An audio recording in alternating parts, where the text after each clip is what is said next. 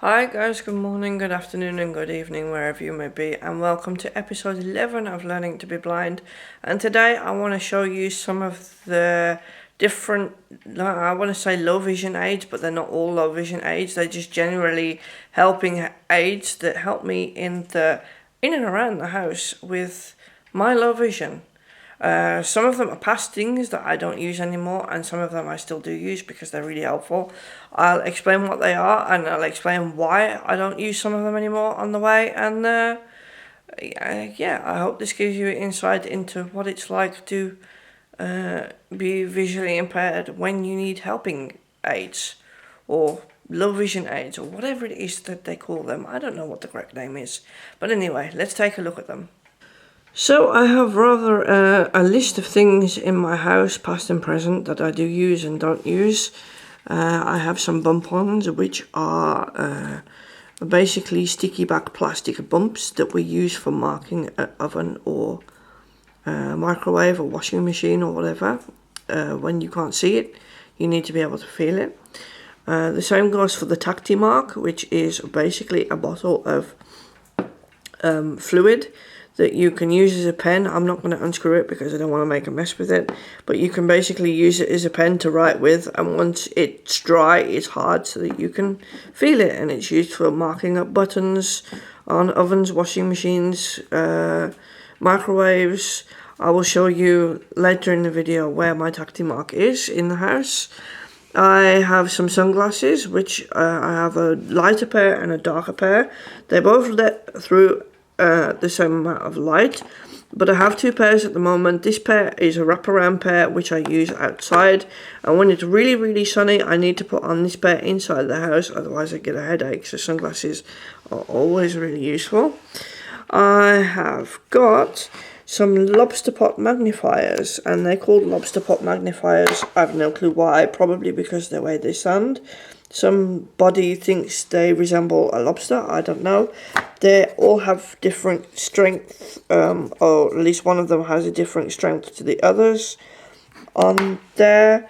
But these are actually not strong enough for me to read with anymore. You can tell at one point I used these a lot because they're taped.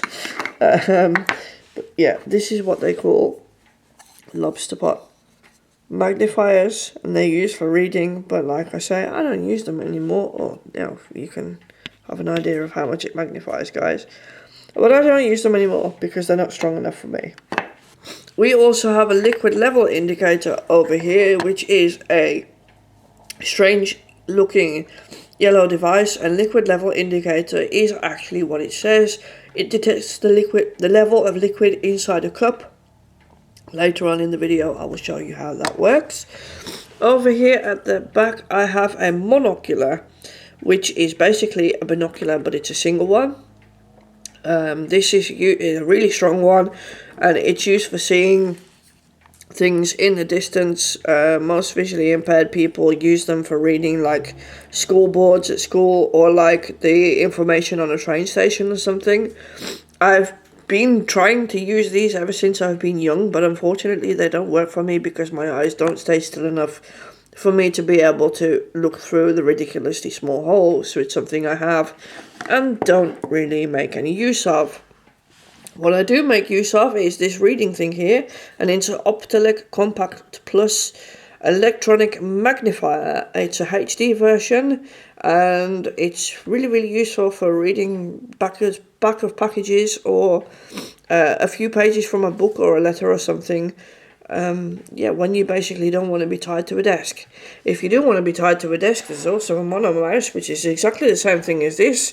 It enlarges a book or at the back of a package or a letter or whatever, and it puts it on the TV screen, which is here.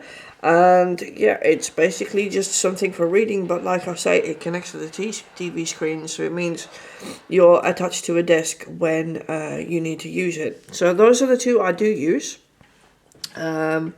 And the one thing that I still have but don't use anymore because I obviously cannot walk anywhere outside anymore is a long white cane, and I will try to demonstrate that to you while sitting. Let's go further and show you guys what some of these things do.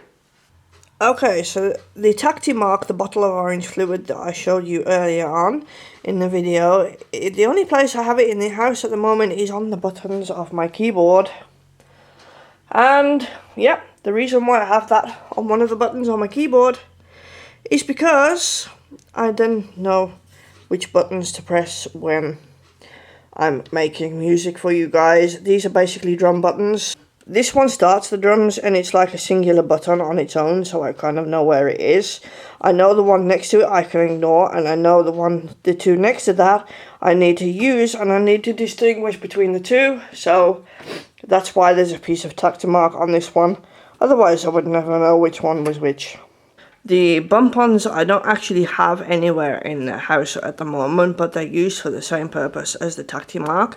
I would like to put the bump-ons and the Tacti Mark, maybe if it goes good with the cooking lessons, on the oven and on the electric plate that we have in the house. But yeah, that's something I need help with, and I didn't even know there was still a bottle of Tacti Mark in the house, which is why one of the reasons why we haven't done that stuff yet.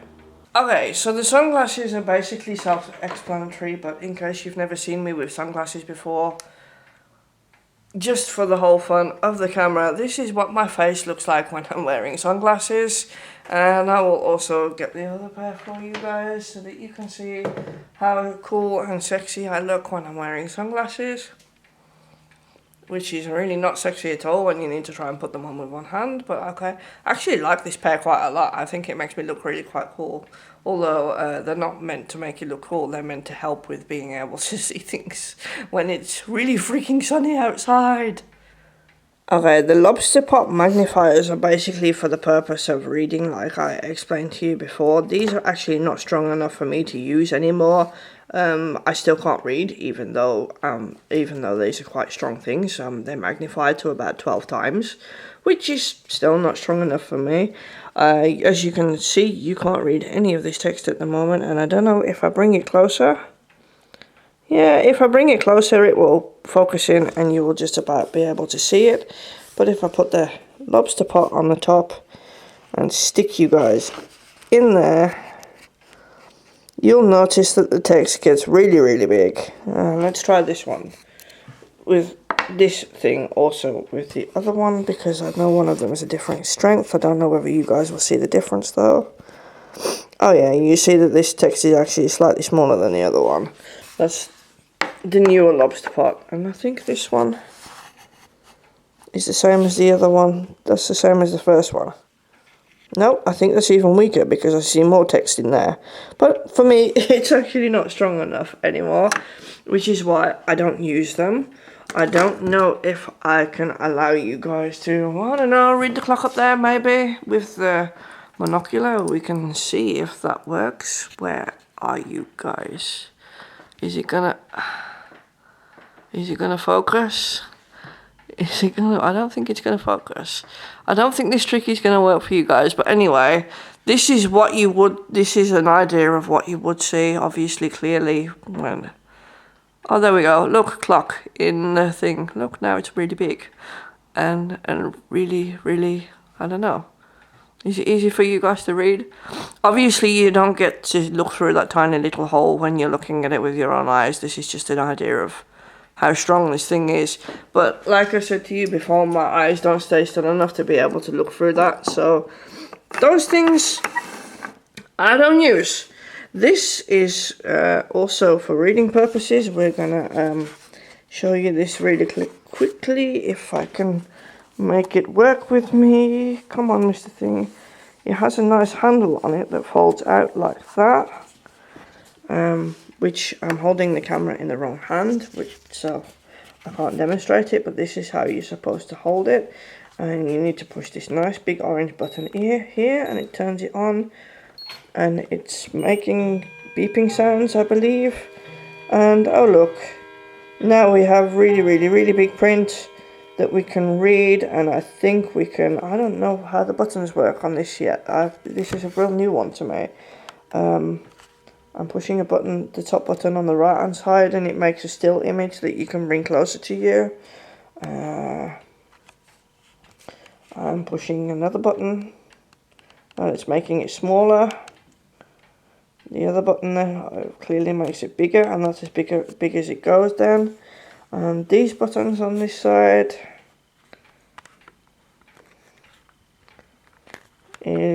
these buttons are color filters. So we have white text on a black background.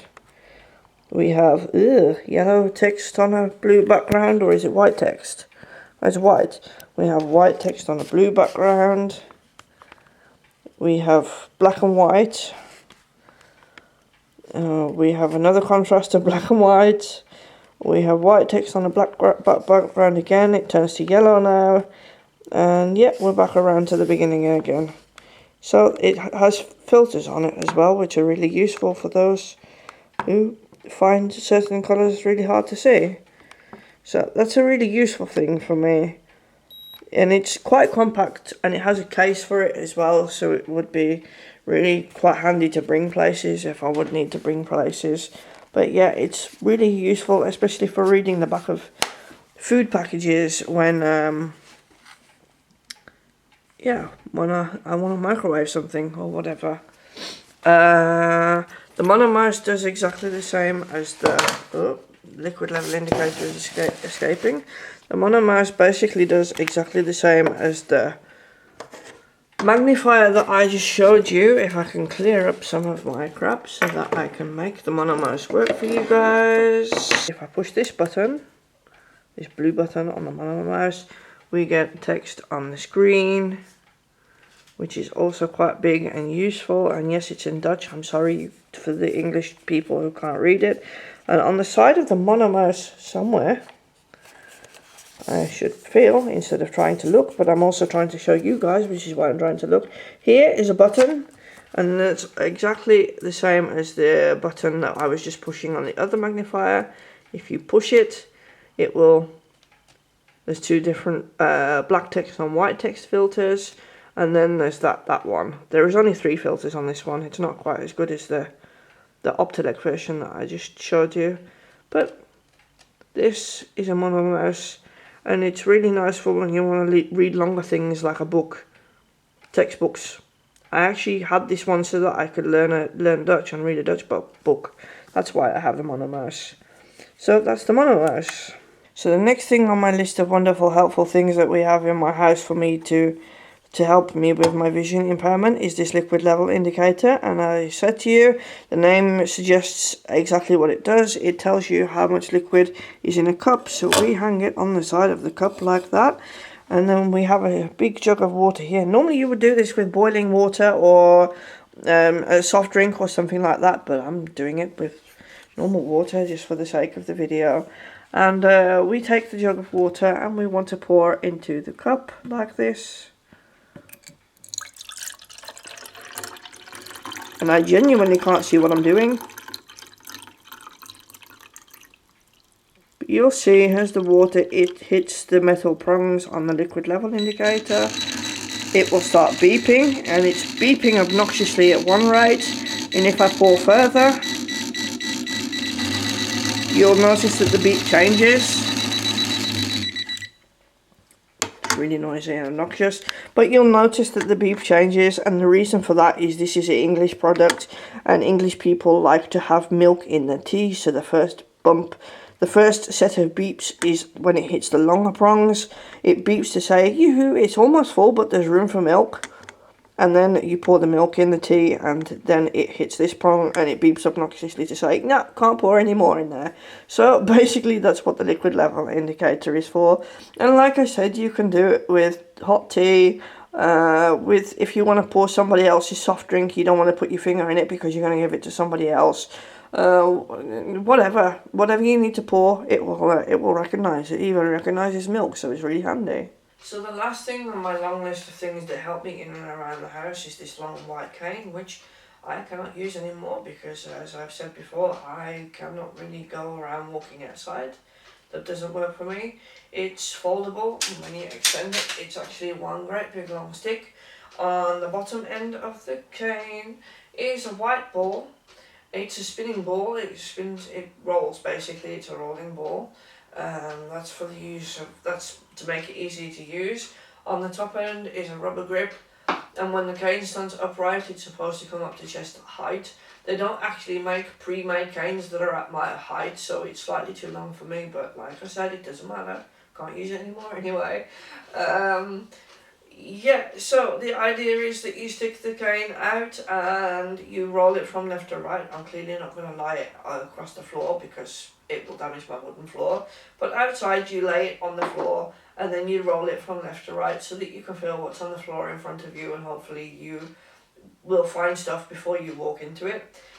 There's a special way of learning to walk with this so that you don't trip over your own cane while you're walking.